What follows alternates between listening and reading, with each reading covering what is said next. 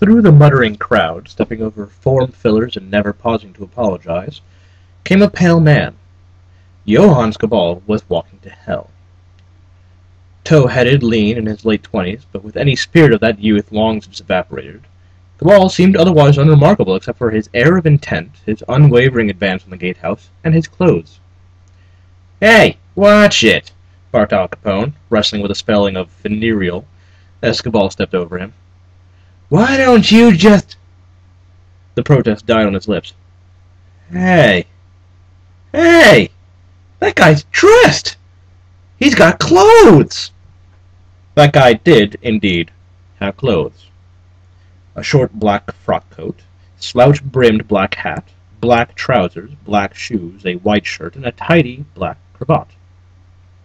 He wore dark blue tinted glasses with side baffles, and he carried a black Gladstone bag. Unexciting clothes, but clothes nonetheless. It was the first sensation that the desert had ever experienced. The damned parted before Cabal, who, in his turn, seemed to accept this as his due. Some excitedly speculated that he must be a messenger from the other place, that the end times had finally arrived. Others pointed out that nothing in Revelation referred to a man in a black hat and sensible shoes. Cabal walked directly to the porter's door and slammed his hand on the closed window. While he waited for a reply, he looked about him, and the damned withered beneath his soulless and impassive gaze. The window snapped open. "What do you want?" demanded a weaselly man wearing a teller's shade from the other side. A man named Arthur Trubshaw. Sartre said that hell was other people. It transpires that one of the other people was Trubshaw. He had lived a life of bureaucratic exactitude as a clerk out in a dusty bank in a dusty town in the dusty Old West. He crossed all the T's and dotted all the I's. Then he made double entries of his double entries, filed the crossed T's, cross-referenced the dotted I's, and tabulated form against the dotted J's, barred any zeros for reasons of disambiguation, and shaded in the relative frequencies on a pie chart he was maintaining. Arthur Trubshaw's life of licentious proceduralism was brought to an abrupt end when he was shot to death during a robbery at the bank. He did not die heroically. Not unless one considers demanding a receipt from bandits as being, in some sense, praiseworthy. Even in hell, Trubshaw has continued to demonstrate an unswerving devotion to the penny ant, the nitpicking, the terribly trivial, the very thing that poisoned his soul and condemned him in the first place. Given such a mania for order, a den of chaos like hell should have been an ideal punishment. Trubshaw, however, just regarded it as a challenge. At first, the demons assigned to torment him laughed diabolically at his aspirations and looked forward greedily to the sweet juices that dripped from crushed hopes. Then they discovered that, while they had been laughing, Trubshaw had rationalized their tormenting schedules for maximum tormenting efficiency, organized a time and motion study for the imps, and, in passing, tidied the underwear drawers of the demon princes and princesses. Lilith, in particular, was mortified. Never one to squander such a remarkably irritating talent, Satan put Trubshaw in charge of admissions. Hell had grown a new unofficial ring. "I want to see Satan now." Cabal's accent was clipped and faintly Teutonic. "I don't have an appointment." By now, Trubshaw had noticed the clothes and was considering possible explanations. "And who might you be? The Archangel Gabriel?" He started the sentence as a joke, but modified its tone halfway through. After all, perhaps it was. "My name is Johannes Cabal. Satan will see me." "So you're nobody special, then?" Cabal gave him a hard look. "It is hardly my place to say. Now open this door." Clothes or no clothes, Trubshaw decided he was on pretty familiar ground after all. He produced a copy of Quadruple A/342 and pushed it towards Cabal. "You'll need to fill this in, mister," he said and indulged himself in a chuckle. A horrible noise, like a clockwork crow running down. Cabal gave the form a cursory glance and handed it back. "You misunderstand. I'm not staying. I have business to discuss, then I'm leaving." There was a muted gasp from the interested onlookers. Trubshaw narrowed his eyes. "Leaving, you reckon? Well, I reckon you're wrong. This is hell, sonny. You can't just come gallivanting in and out like a lady's excuse me. You're dead, and you're staying. That's the way it's always been. That's the way it is now, you hear?"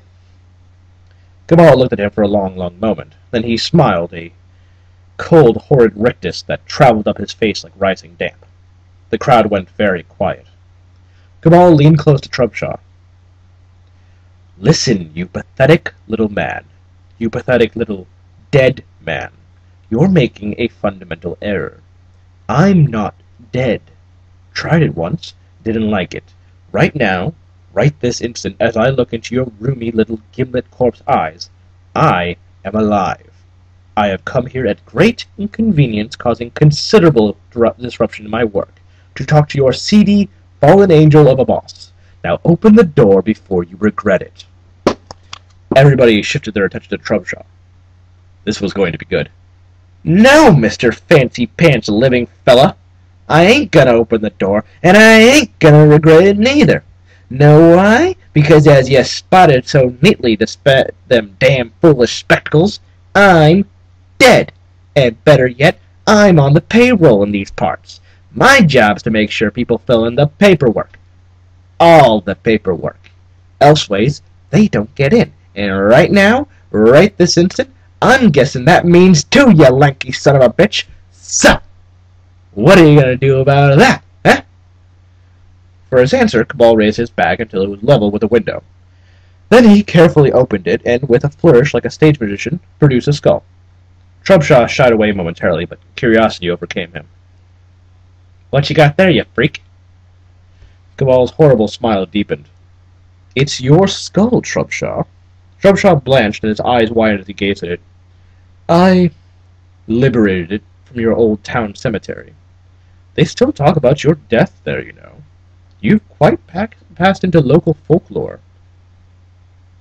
"I always did my duty," said Trubshaw, unable to tear his eyes away from the skull. "Oh yes, your name lives on to this day." "Yeah?" "Indeed."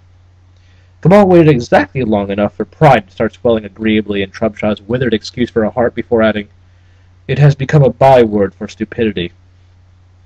Trubshaw blinked, the spell broken. "Oh yes.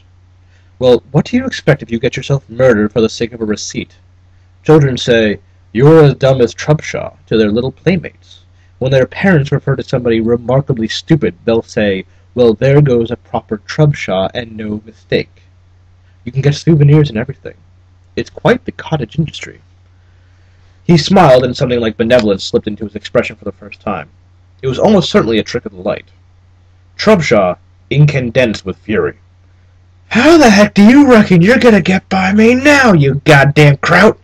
You really got my goat now, you know. By Jiminy, it'll be a cold day around here before I let you through."